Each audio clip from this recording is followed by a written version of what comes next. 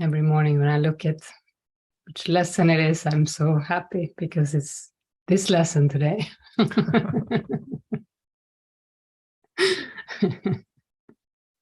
Each one is the perfect one.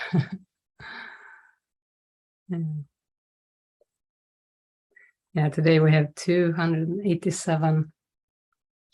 So today we are doing the lesson, You are my goal, my Father, only you. You are my goal, my Father, only you. Where would I go but heaven? What could be a substitute for happiness? What gift could I prefer before the peace of God? What treasure would I seek and find and keep that can compare with my identity?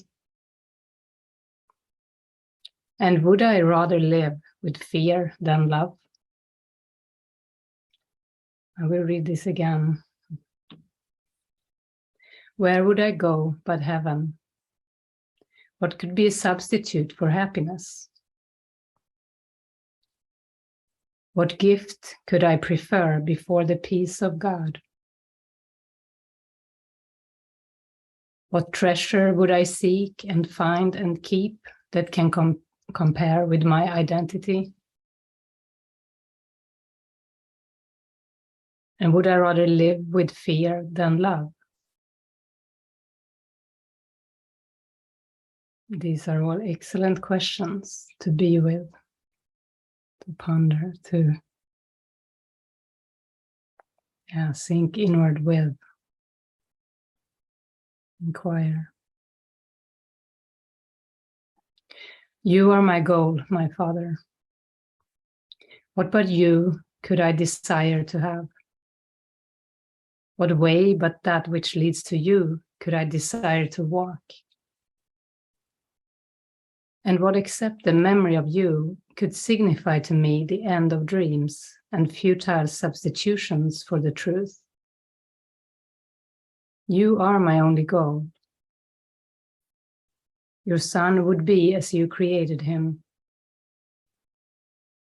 What way but this could I expect to recognize myself and be at one with my identity? You are my goal, my Father, only you.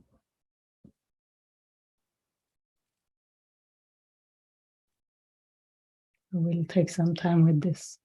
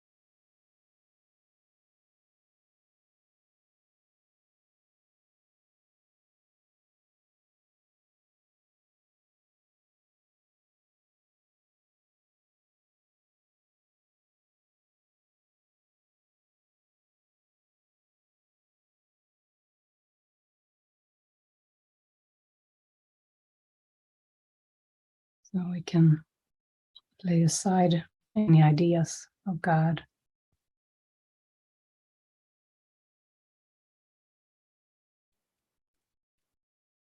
Ideas that God is far away, not that God has any human characteristics.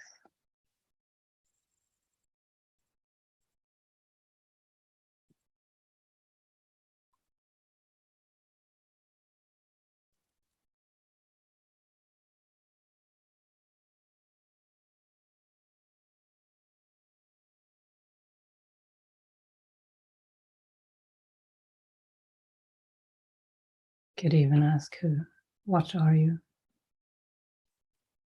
What are you, God?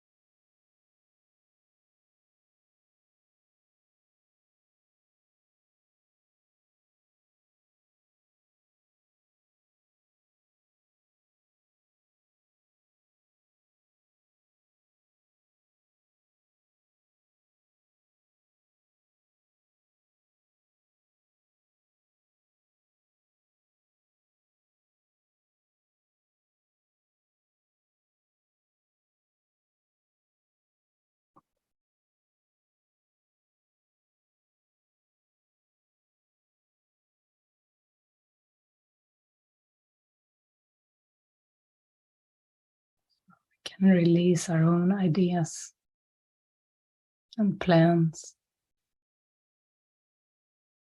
Empty the mind.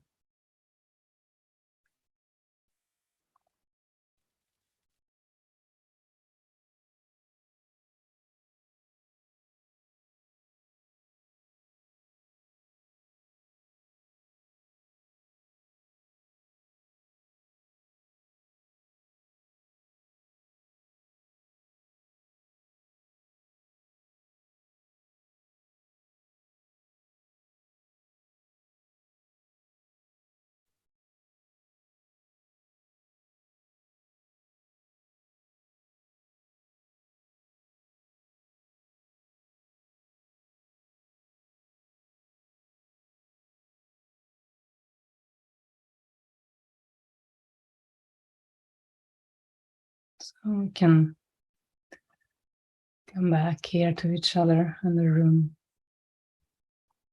And we can keep this lesson in mind. You are my goal, my Father, only you.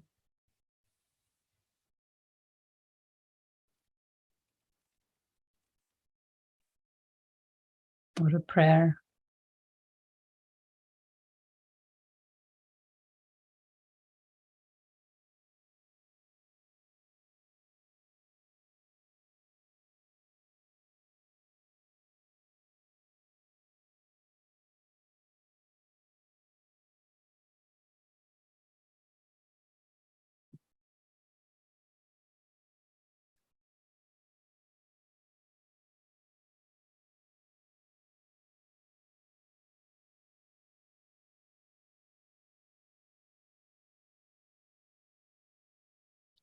Oh, I see Muna has reached your hand.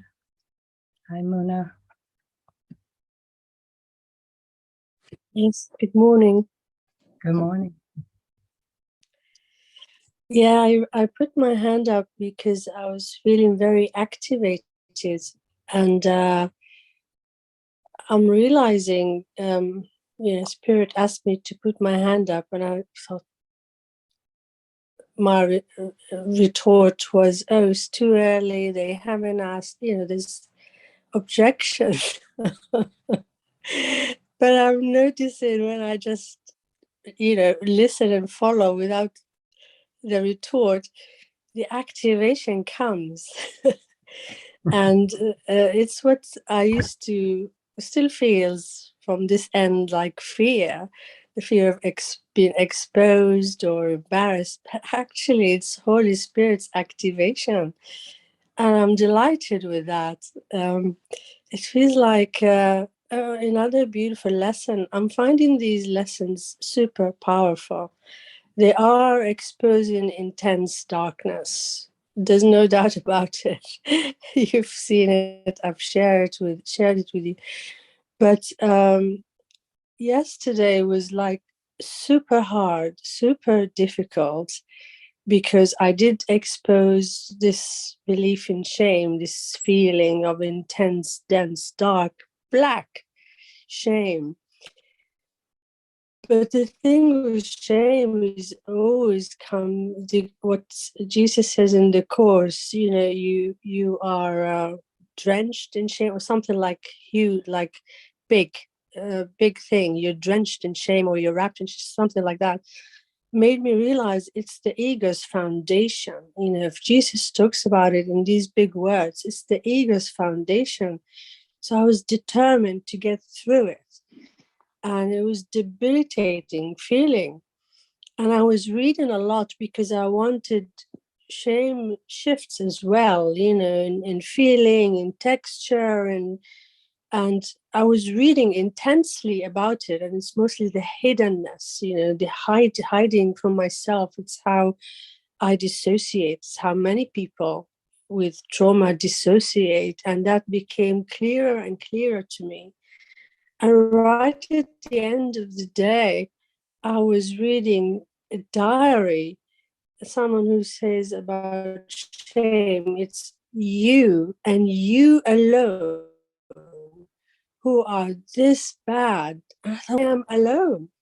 And it's just suddenly all became super clear in my mind is this belief that I am separate and different, that I alone am so bad and everyone else is so good and I can't reveal myself to them. And I thought, wow, the Course says the ego is the belief that you are alone, and suddenly everything just clicked in place. So today with this lesson, I'm like, yeah, I'm going back and activated and enjoying in the present moment, in the light of the present moment. And that feels right. That feels correct. That feels normal. That feels, there's no isolation, there's no separation, there's no I'm separate and different. And a part of me says, you can't heal shame this soon. You can't heal it this quickly. And I may not have healed it this quickly, but I put that thought on the altar because I am feeling Holy Spirit's activation. I am feeling the present moment and the joining of the present moment. Because when you said you are the Christ and so is your brother, it clicked even more that I still blame my brother, and that's a problem. That's the problem in my mind. I don't see the oneness and the innocence and the lack of blame. So it feels like a huge step backwards towards the light, but a step out of shame and step into the light and into the truth that we are learning in this course. It feels experientially available to me. And so I'm super grateful for these lessons. I can't thank Jesus enough. This course is just literally saved me and saved my life. And thank you guys so much for these meetings. They're very powerful. Love you so much. Oh, Mona. Oh, that's beautiful. Very powerful. We'll give you some hearts here. Oh,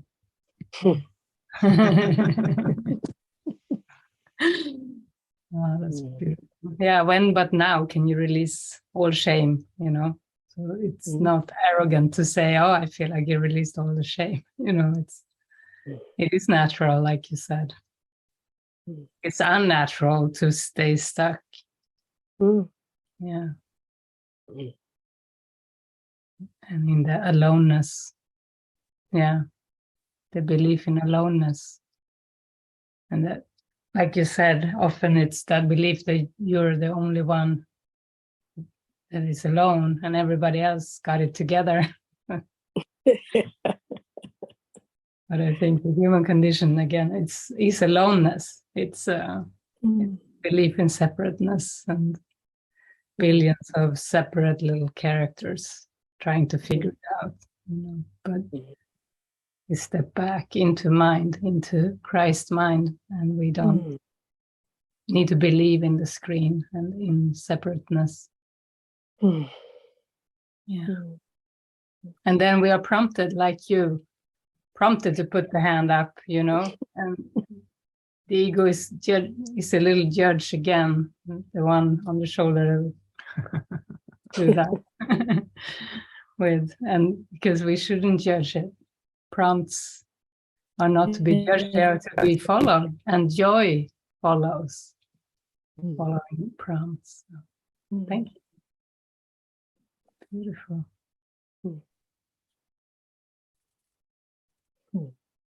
Yeah. Anyone else want to share anything? Express anything? Vanessa and Karin. Vanessa, you start. I will just leave now. Oh, you will leave now. Okay. Okay, bye-bye. Love you, Karin. Love you. Have a good day. Same to you. Vanessa. Actually, I just would like to say that when I read this lesson, I felt I want to hug God. Just that, oh God, let me hug you. That's it. Oh, beautiful. I feel a hug. I feel like I'm included in the hug. Oh, so sweet.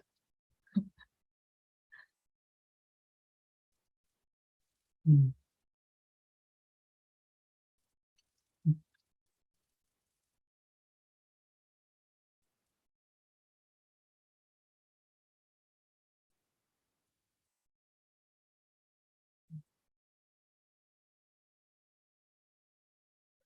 Lori? Yeah, yesterday we had like a really long conversation and I felt it went really deep. Like we covered loads of things and yeah, and I really felt like I was talking from my heart and it was received. And then last night I was busy trying to sort mobile phone contracts. I had to go to the bank and Gareth was texting me with the same old questions like, have you been texting so-and-so? Do you fancy so-and-so? Same old stuff. And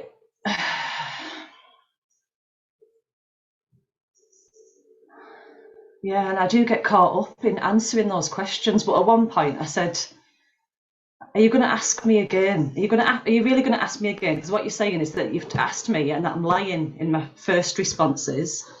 And also, if the answer was yes, so say you said you fancy so-and-so and I said no, if the answer was yes, and then,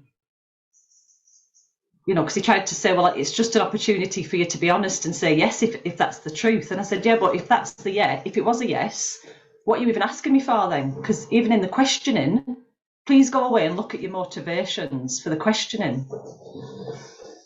And I did feel like angry. And I was busy anyway. And I thought, this is just not supporting me. It's not helpful. Tried to explain all that. And then just prayed. Like I thought, I can't continue in this relationship if we just keep getting caught in this same old. So I just prayed, like, where's my part in it? What? And then I went to the mobile phone shop to sort the kids' Spanish contracts out, and really fancied the guy.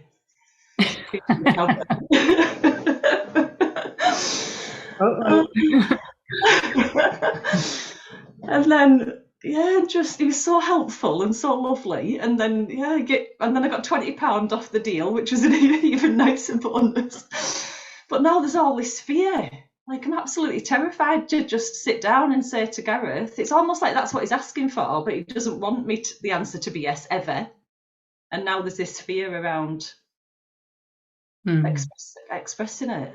And it feels significant. It's like I asked and I was instantly given an opportunity to. Yeah. I mean, the answer is you should love everyone. You should fancy everyone. So there is so much love that wants to pour out, you know. It's natural to fancy others. It's a natural state. It just wants to pour out. Yeah. So there's probably a little bit of thinking it's wrong and a little bit of just being scared of the chaos it causes when if it's exposed. And I know I've got to do it. I know I've got to share it. So I'm probably sharing it here just to try and look at, you know, so I'm not in this kind of panicked state when I express it. I'm probably doubting myself at how to handle the onslaught of questions that come then. The thing is, everyone has to face the fear. It's just fear, no matter what the topic is. But I think this is a common topic: jealousy, the fear of losing your loved one or your partner to another person. That's the fear, and that has to be faced, not projected. That's the thing. No matter who you fancy, like. I love Baron Katie. She always says, you know, my husband loves whoever he loves. And I think that's beautiful. That's like freedom. I mean, that's how Barret is with me. It's like You can just love whoever you love. Yeah, and unconditional. Yeah, Yeah, unpossessive. yeah, yeah. Yeah. So yeah, it's an invitation, big invitation for Gareth to face his fear and accept his worthiness. He's your husband, you're still married, and you can have shared agreements. You can talk about what feels right, probably monogamy, or, what is okay. Is touching someone okay? Hugging someone? Is there a boundary? Is kissing or not kissing? What is okay? What is not okay? Yeah. And I think we'd be very much in agreement about those things, But my thought was like, if you did say, oh, no hugging, I don't want you to hug anyone, how do we deal with that? Because that isn't something I'm going to agree to. You could just tell me you don't like hugging anyway. I do sometimes. Yeah. But I think he does too. He likes to hug sometimes. He does. Yeah. So it's the same. There's no difference. I think so. There is this fear, this fantasy that he has, the fearful fantasy, the imagination of, what something means, and that's what he needs to question and face. That's in his mind only, and not shoot bullets at you. That's not helpful. No. But to seek help, to ask for help with those difficult feelings, because they are difficult to handle. Jealousy can be very difficult to heal. Then, to feel unconditionally loved is the only way to heal the jealousy, to accept that he is unconditionally loved, and mainly the love of God is what will heal it, but you ignoring these fearful thoughts too will heal it. Which you are doing. You're ignoring it. You don't believe in it. You don't buy into it. Yeah. Okay. Yeah. Okay. And you should have sweet reflections everywhere. Sweet men and women, in the phone store or, everywhere. There's a reflection of the sweetness in the mind, of the joy and the love in the mind. Yeah. Everything is love or a call for love. Everything we perceive is either love or a call for love. But there is so much fear of true love. It's a big threat to the ego. So that's, that's what we are facing. Everyone is facing that fear of true love, no matter what form it takes.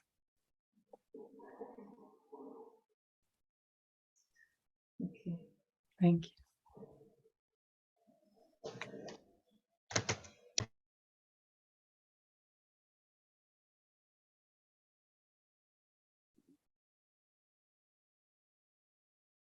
And if Gareth is seeing this and listening, we're with you, man. We encourage you to face any of this, and you're going to become so strong and confident and safe. Feel so safe.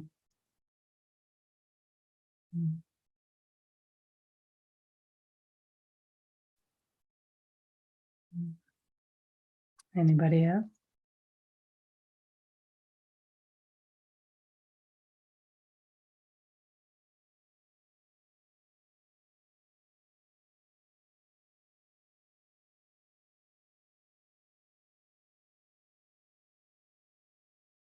François?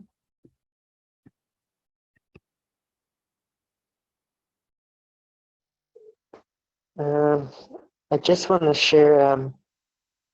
This morning, my mother came into my room and said one of the dog's previous owners, wants him back. Wow. What a miracle. What a miracle. And my father just last night said he found a home for the other dog. Sweet. So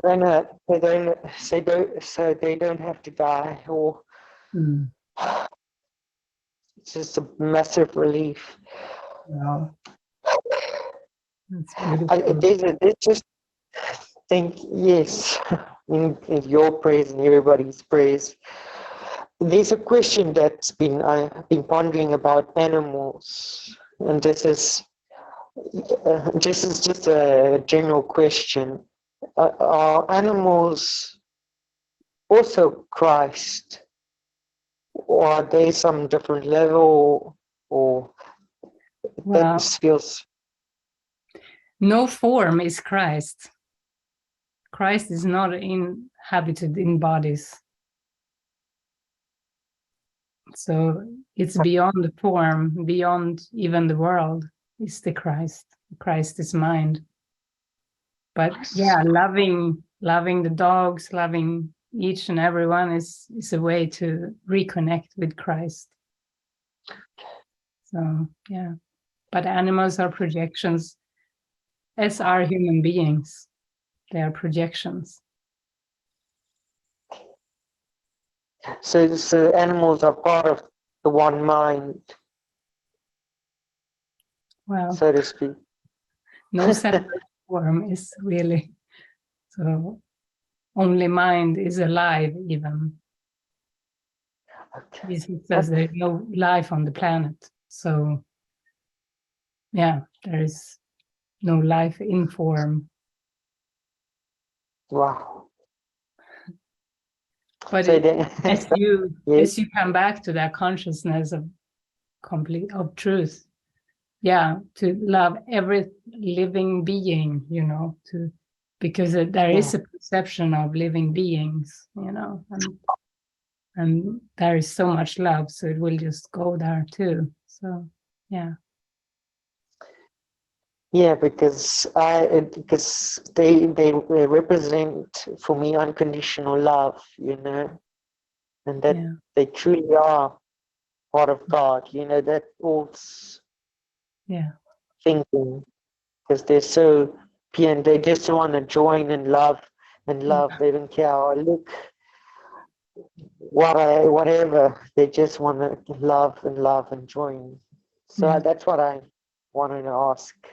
Yeah, that's beautiful. Yeah, the other day, 2 days ago, we were having a coffee together after a Spanish class, and we were talking about a special cat, because Peter shared about that cat and the special love for the cat.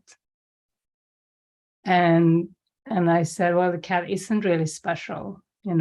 There are so many cats, and they're all equally worthy. And when I said that, it was a black cat standing that I saw up on a balcony. The cat looked at all of us like this, like we were talking about, like he was so amazing. I've never seen a cat have their head like that and stare for so long. Look at me. Yeah, he's like, don't you love me too? Or like, what is your problem? Why do you worry? Yeah, that was really cool. That's beautiful. Yeah. So it's just everything is an opportunity for us to undo specialness, to release our own specialness. It's our own specialness, even. It's not wrong to love, but special love is limiting. But it's expansive to recognize the Christ anywhere in the dog, and to see the unconditional love. It's beautiful. And to trust whatever happens. Yes. Thank you. Yeah. Thank you. this I think has been prayers on the nick of time, because my mother is moving tomorrow into Oh, a wow. new place. Wow. So it literally, and I was crying myself almost to sleep last night, just weeping, snot and tears. And just this morning, whoop, it's like, and trust, yes, that word trust. Oh my, that's yes. I went yesterday, and my mother had a health problem, a blood pressure, and she had to immediately go to the doctor. And I had to went into the store, and it's again, there was literally, we have a brand of condoms called Trust, and they were literally all over, literally trust it was literally all over condoms, trust. When I walked out, the guy bought Trust condoms and yelled up. So I thought, okay, that's the symbol. Very powerful symbol. Sweet. Very safe symbol. Good symbol. Keep it safe, man. Symbol. Thank you. Thank you.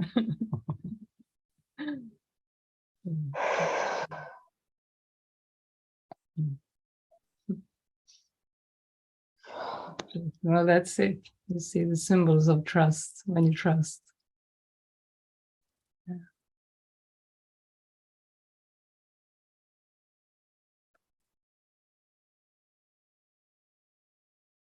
Okay. Lovely. Peter. Peter's in the light. Yeah. Yeah. In light.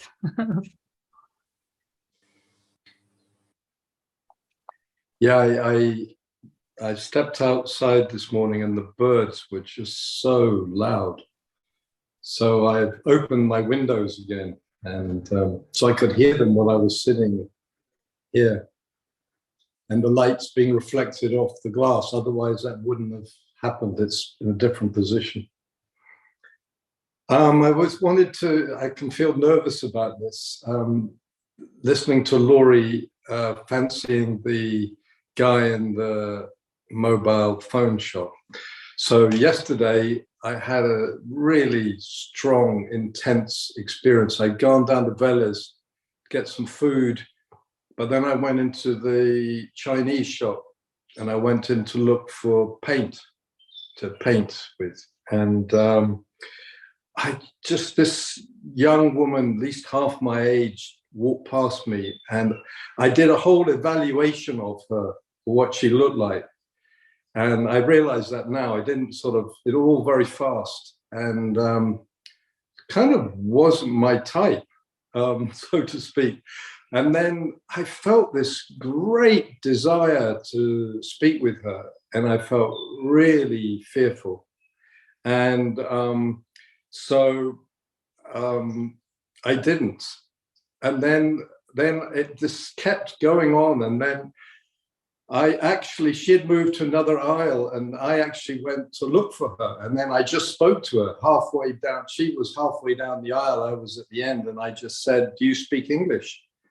And she said yes, and she turned out to be German. And I started to speak to her about the paint. I didn't know what else to say.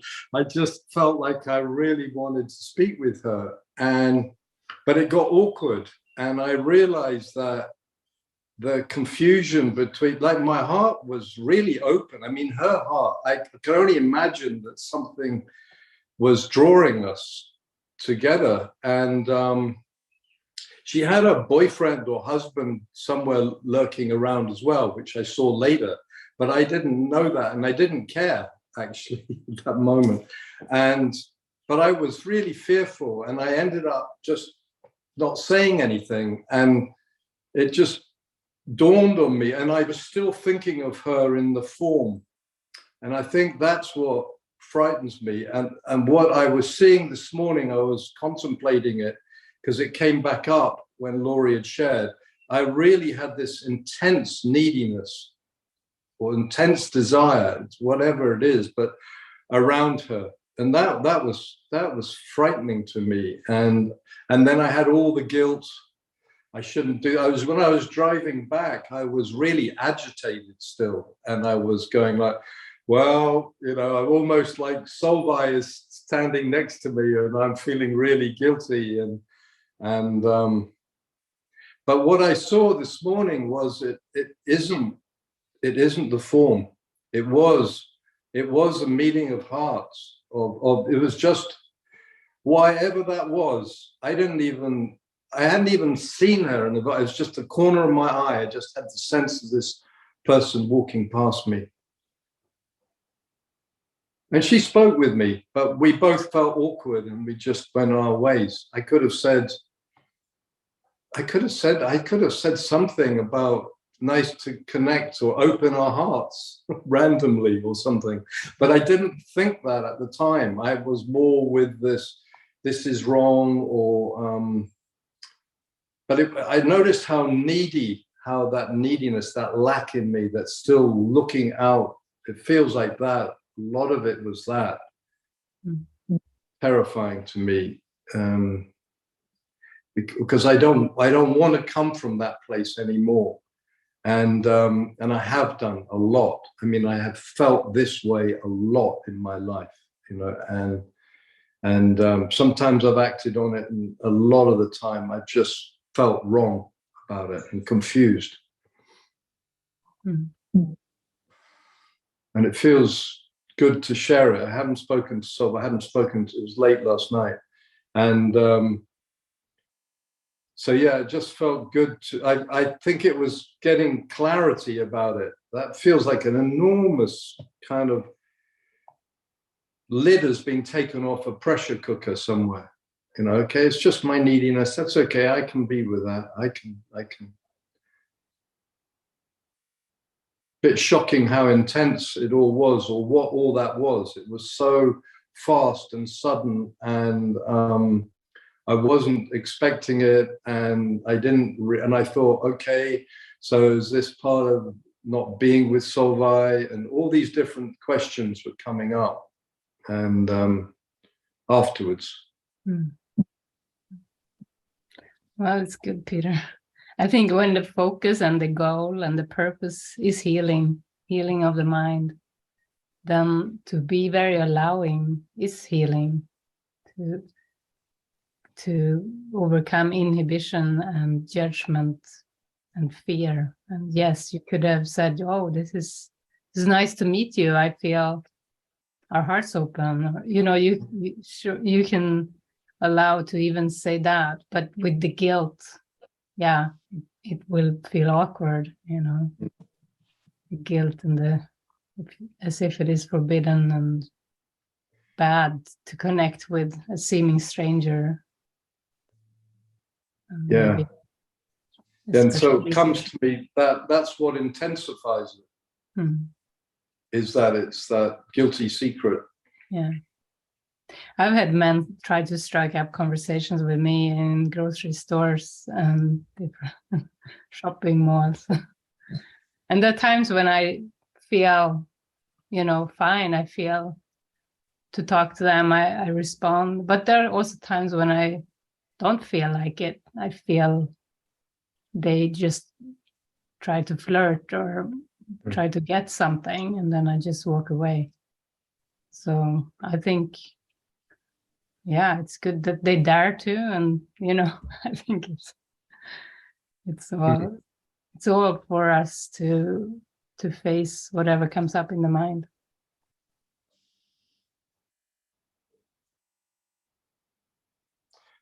Yeah. I think it's the intensity that has terrified me.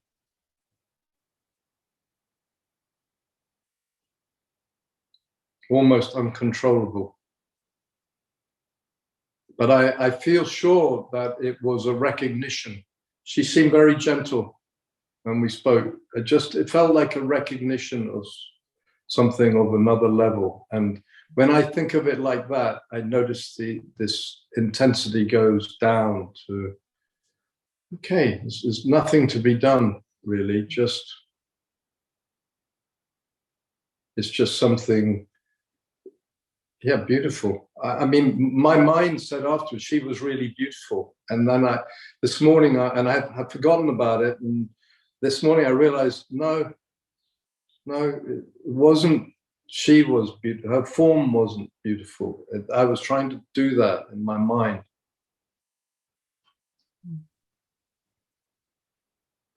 I feel like something. The reason I shared it because it feels important to me. I felt like it's been a tyranny actually. When I was young, it was terrible. This feeling, and mostly I was shy and timid about it all, and not always, but I wouldn't go. I generally wouldn't speak. I mean, I sometimes speak to people in shops, but that's just more a spontaneous thing. Had nothing that seemingly, but not that often. Not when I just said, yeah. Anyway, yeah. Thank you. I feel pleased. It feels like I've just taken the lid off this guilt, this guilty secret. Yeah. And I think Francois has several times spoken in this area. I think it helped, and we did it on the retreat as well, and we spoke about it, and so Laurie then spoke. So I think I'm grateful, really grateful. I feel like, yeah.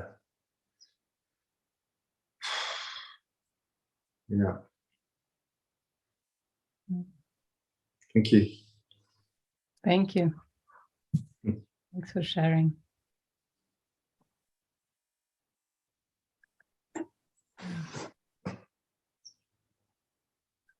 Yeah, I think the intensity comes from the guilt. The intensity of the feelings coming from the guilt. But if you see everything has a spiritual purpose, I think there is no guilt and no intensity, calmness, acceptance. Vanessa?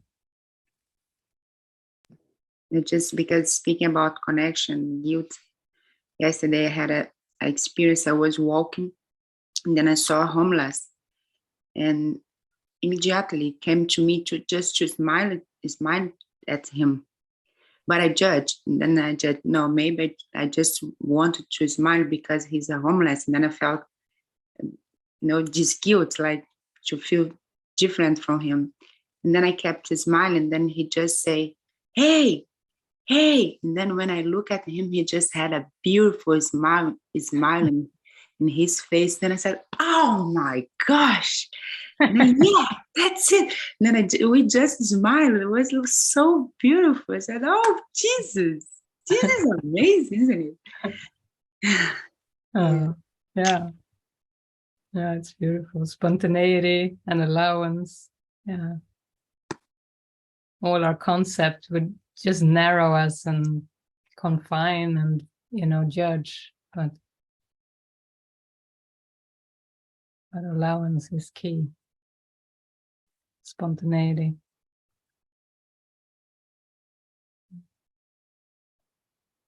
Spirit doesn't question.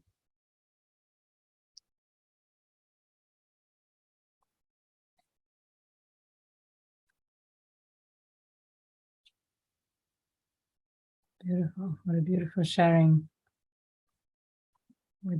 after this lesson. It's perfect.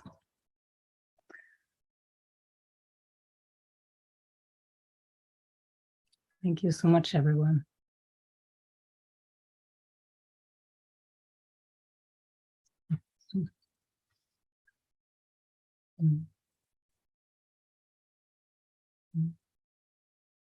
See you soon.